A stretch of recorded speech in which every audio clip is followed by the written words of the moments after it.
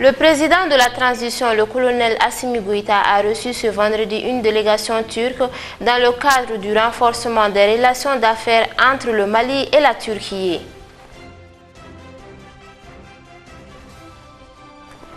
Une nouvelle mosquée a été inaugurée à Atétebougou 2 à Sévaré pour faciliter l'accomplissement de la prière aux fidèles musulmans.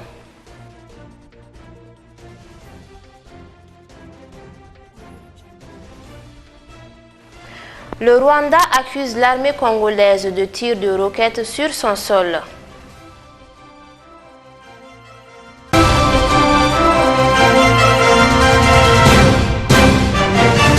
Merci de nous rester fidèles, mesdames et messieurs, bonsoir et bienvenue. Le président de la transition, le colonel Assimi Goïta, a signé un décret ce vendredi 10 juin actant la création de la commission de rédaction de la nouvelle constitution du Mali. Cette commission aura la tâche d'élaborer un avant-projet de loi portant constitution de la République du Mali dans le cadre de la refondation de l'État. Sa mission n'excédera pas 2 mois et en fin de mission, elle remettra au président de la transition le rapport de fin de mission et l'avant-projet de constitution. En plus du président, les membres de la commission sont composés d'un rapporteur général adjoint, des experts et d'un personnel d'appui. Ils sont tous nommés par le président de la transition. Selon le décret de création, cette commission peut faire appel à des personnes ressources dans le cadre de sa mission et aussi consulter l'ensemble des forces vives de la nation. Nous restons toujours avec le chef de l'État. En effet, le président de la transition, son Excellence le colonel Assimi Goïta, a reçu en audience ce vendredi 10 juin 2022 une délégation turque conduite par Fatih Altınbaş, représentant du Conseil turc des relations économiques extérieures. Cette rencontre entre dans le cadre du renforcement des relations de coopération économique et commerciale entre le Mali et la Turquie dans plusieurs secteurs. À sa sortie d'audience, le chef de la délégation turque a confié à la presse qu'il a échangé avec le président malien de la transition, son Excellence le colonel Assimi Goïta, sur l'évolution des relations entre la Turquie et le Mali. Tout en sachant que les deux pays visent les mêmes objectifs, les échanges du chef de l'État malien avec ses hôtes du jour ont surtout porté sur des points sur lesquels les deux pays peuvent travailler afin d'accroître leurs relations économiques et commerciales. Selon le représentant du Conseil turc des relations économiques extérieures, les hommes d'affaires turcs feront tout ce qu'il y a à leur pouvoir pour aider les deux pays à atteindre les objectifs qu'ils se sont fixés. La ministre des Sports et des Infrastructures et son collègue de l'Environnement et de l'Assainissement et du Développement durable ont visité le mardi passé certains ouvrages de drainage des eaux dans le district de Bamako. Les deux membres du gouvernement étaient accompagnés par des représentants des collectivités du district et les membres du cabinet et les chefs de services techniques des deux départements. L'objectif de cette visite est de constater de visu l'état de ces ouvrages d'assainissement en début de vernage afin d'avisager des mesures idoines pour rendre opérationnels ces ouvrages si importants dans la préservation de nos routes. Suivons les détails. Les ministres ont saisi cette opportunité pour lancer un cri de cœur à la population pour la préservation des caniveaux et collecteurs. Dans son interview accordée à la presse, Mme Dambélé Madina Sissoko a déclaré que l'État a consenti cette année de gros efforts financiers pour agrandir les collecteurs et prévenir les inondations. Elle a invité la population à plus de sens civique. Épargnons nos caniveaux et collecteurs aménagés à grands frais. La salubrité publique est l'affaire de tous les citoyens. Elle n'est pas l'apanage des seules autorités, elle est pour chaque citoyen un plein droit et un sacré devoir a-t-elle poursuivi. Il faut rappeler que le déversement des ordures de ménage, d'élevage domestique, de culture de proximité a pour effet d'obstruer les caniveaux et les collecteurs qui sont plutôt conçus pour le drainage des eaux pluviales. Les riverains des rues, caniveaux et collecteurs, les usagers des routes et ponts ainsi que tous les habitants des quartiers sont vivement interpellés sur l'ardente obligation d'hygiène et d'assainissement. Comme je vous en parlais dans les titres, les habitants de Atétebougou 2 à Mopti, plus précisément à Sévaré, ont réalisé une mosquée estimée à un coût de plus de 65 millions de francs CFA. Cette mosquée permettra aux habitants du quartier de pouvoir exercer la prière, qui est un devoir religieux en toute facilité. Suivons le reportage. Estimée à plus de 65 millions de francs CFA, cette mosquée est un soulagement pour les fidèles musulmans de Atetebougou II à Sévari. Al-Ittihad, qui veut dire mosquée de l'Union. Le coût de la mosquée est de 65 825 330 francs. Nous remercions le bon Dieu Allah. Après, nous remercions les femmes, les hommes, les jeunes, les enfants de Atetebougou 2, de Atetebougou 1, du village Khan, de Djondjori, de Djalango, de Mopti, de Sévaré, ainsi que la communauté musulmane sénégalaise de la MINUSMA, tout confondu, pour leur aide morale, financière et physique.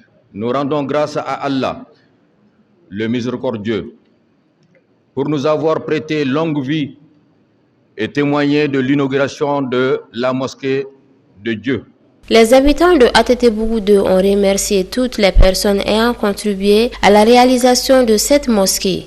Vous me voyez en face de vous, ce n'est autre chose que pour vous donner les salutations du quartier Atetebougou à la suite de l'obtention d'une nouvelle mosquée.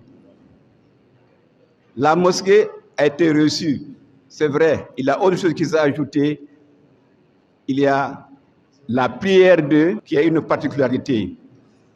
Sur ce, je vous remercie tous ceux qui sont venus, tous ceux qui ont laissé leur occupation pour venir nous aider. Un remerciement a également été fait envers les autorités locales qui se sont impliquées dans la réalisation de cette mosquée.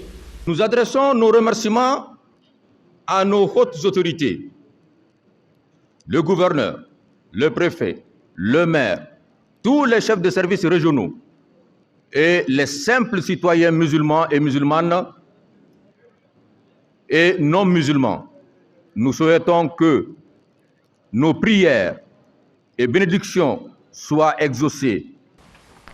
Sur tout un autre plan, le vérificateur général de la République du Mali a procédé au contrôle financier de l'hôpital du Point G au titre des exercices de l'année 2018, 2019, 2020 et 2021, afin de s'assurer de la régularité et de la sincérité des opérations de recettes et de dépenses. Les travaux ont porté sur le contrôle interne de l'entité, le recouvrement et l'encaissement des produits de la fibre optique et des services du réseau de diffusion, les dépenses liées aux prestations de services, fournitures, matériel, travaux et équipements. Des irrégularités financières de plus de 760 millions de francs CFA ont été observées au sein de l'hôpital du Point G. Suivons les détails.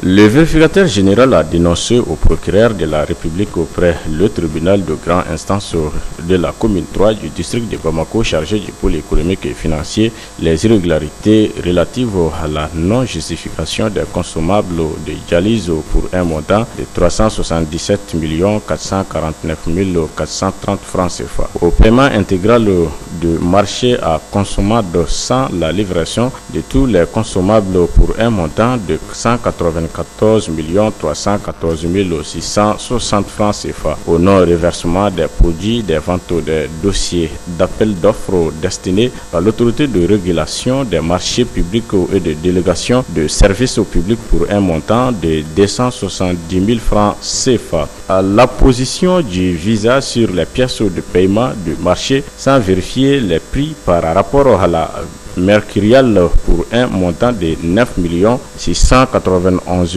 500 francs CFA. À l'élaboration de procès-verbaux sans constatation de la quantité des matières engendrant un paiement indu de 115 291 278 francs CFA. À l'utilisation irrégulière du carburant pour un montant de 254 350 francs CFA. Au paiement d'indemnités indues pour un montant de 1 275 000 francs CFA. Au fractionnement de dépenses d'achat de consommables informatique, à la non-justification de matériel mis à disposition par le CHUI du point G pour un montant de 3 87 117 francs CFA et à l'annulation irrégulière de recettes pour un montant de 25 163 606 francs CFA. Le VG a en outre transmis au directeur général des impôts la non-déclaration et le non-paiement des cotisations fiscales pour un montant de 6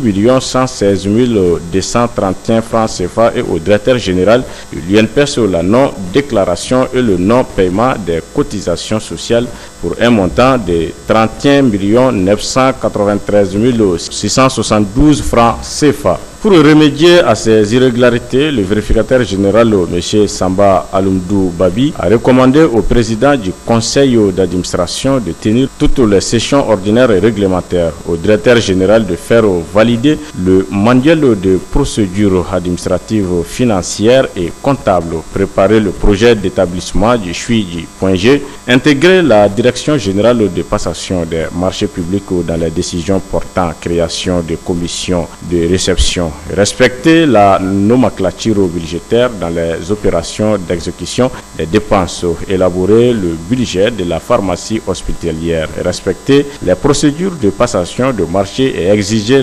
l'enregistrement des patients au bureau des entrées avant leur admission dans les services de soins. Au chef du service administratif et financier, il a demandé de respecter la nomenclature budgétaire dans les opérations d'exécution des dépenses. L'agent comptable doit tenir tous les documents de la comptabilité générale exigés par la réglementation en vigueur et faire un suivi régulier des recettes, tandis que le comptable matière doit tenir tous les documents de la comptabilité matière et procéder à la codification et à l'immatriculation des matériels.